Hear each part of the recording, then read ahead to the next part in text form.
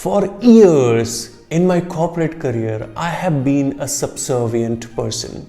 What does it mean? It simply means that accepting everything that you're given to, right? Never questioning anything. If you're being said to do something, follow it. Follow all the rules and regulations. Do not disobey.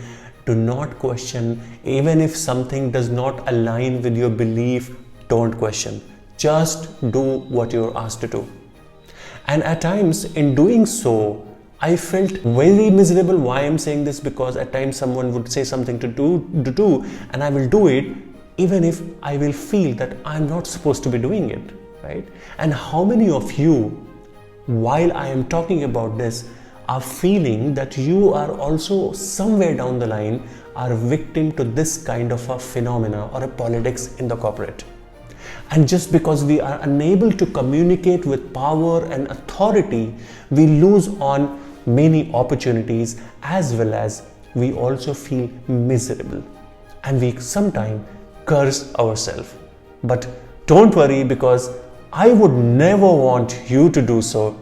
I have overcome this mentality and victimhood mentality, I would rather say. And in this video, I am going to talk about those 5 ways you can communicate with power and authority with people, right? So are you ready?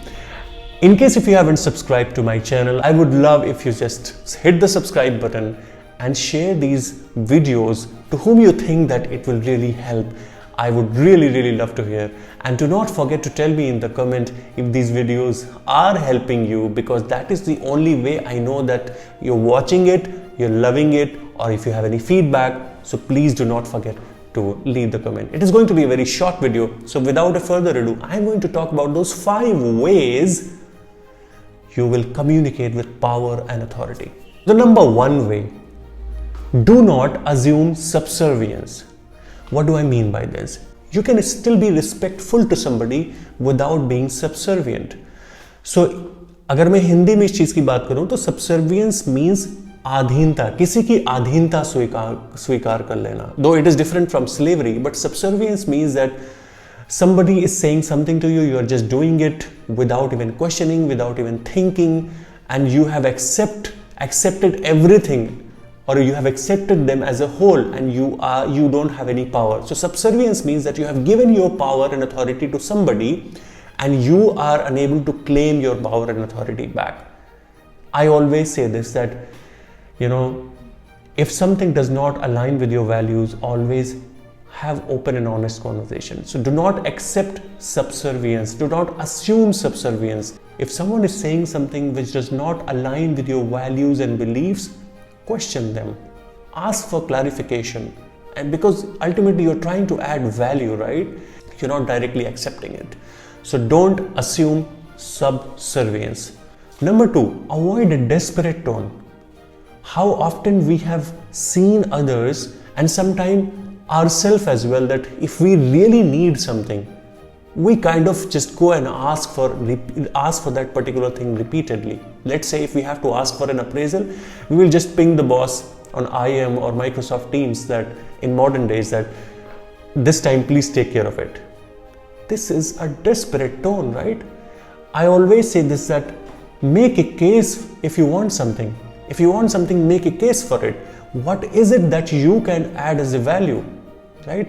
If you want other people to become interested in you, you have to become interesting in them, right? How you can add value to them. And once you add value, or at least show a case of how you are going to add value in their life, then you can definitely ask for those appraisals. You can definitely ask for those things. Here, you're not at all trying to be desperate. So avoid a desperate tone.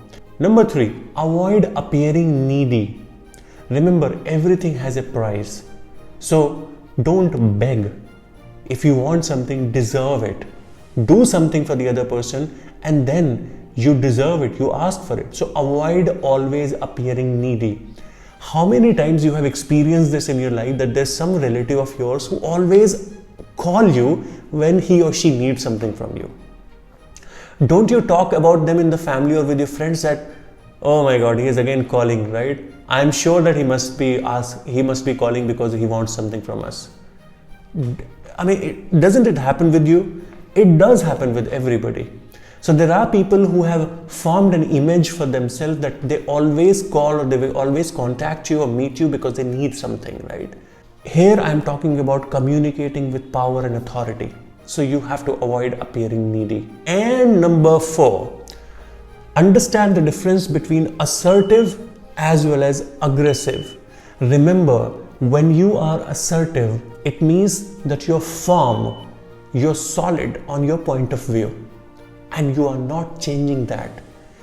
It does not mean that you're trying to impose your point of view to somebody. It means that you are firm on your point of view, but you are trying to communicate with your firmness, but you're not disrespecting the other party. You're not disrespecting the other person. You're listening to the other person.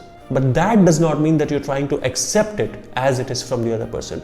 You're firm on your point of view. You're putting across your point of view with the authority. But aggression means that you are trying to impose your point of view on the other person. And it's a kind of you're making them believe that whatever you're saying is right and accept it. And I think that is wrong, because ultimately, my mentor always say that be aggressive with your ambition, but do not be aggressive with your connection. Whenever it is required to be assertive, whenever you feel that something what you are believing into, it is right, it is ethical, and it is not impacting anybody negatively, be firm on that. And remember, in the long run, leaders, managers, and people around you will respect you for having your point of view.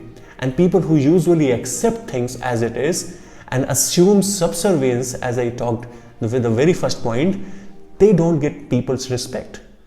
And it is one of the leaders' quality that they remain calm and cool, but they put across their point of view with firmness and heaviness in whatever they say.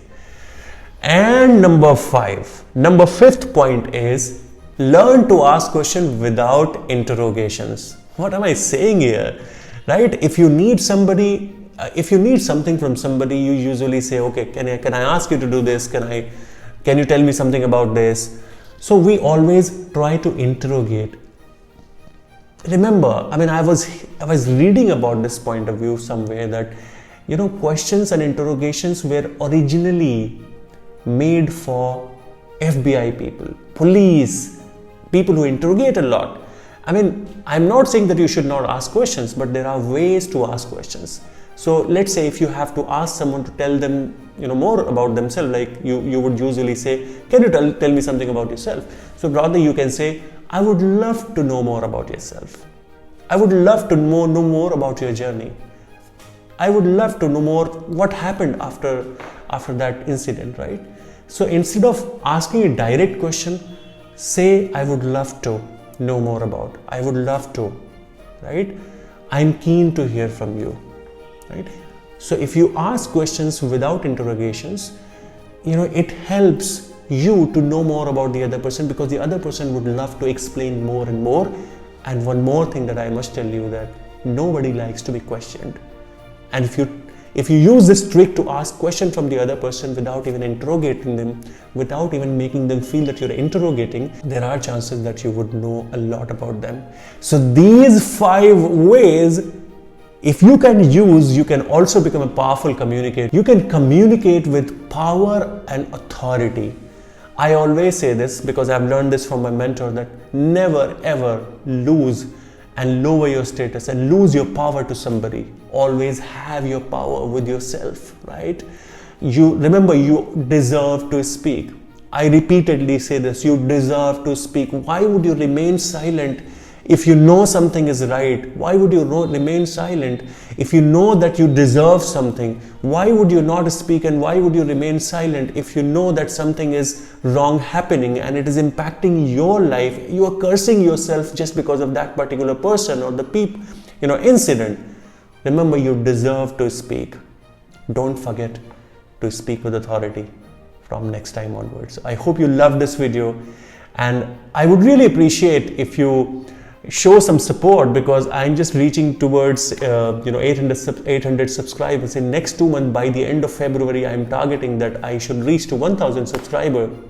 So your help, if you share my videos to people who really need it, probably they would watch it and they would definitely go ahead and hit the subscribe button. And my entire intent is to add as much as value as I can from my experience and the learning that I'm getting from my mentors from all across the world, and take that knowledge and serve it to you on the platter, so that you also become the deserving speaker, the deserving person everywhere. I really appreciate you watching this video. I would meet you next time on the next Sunday again at 8 p.m. with the next video. This is Assertive signing off until we meet again.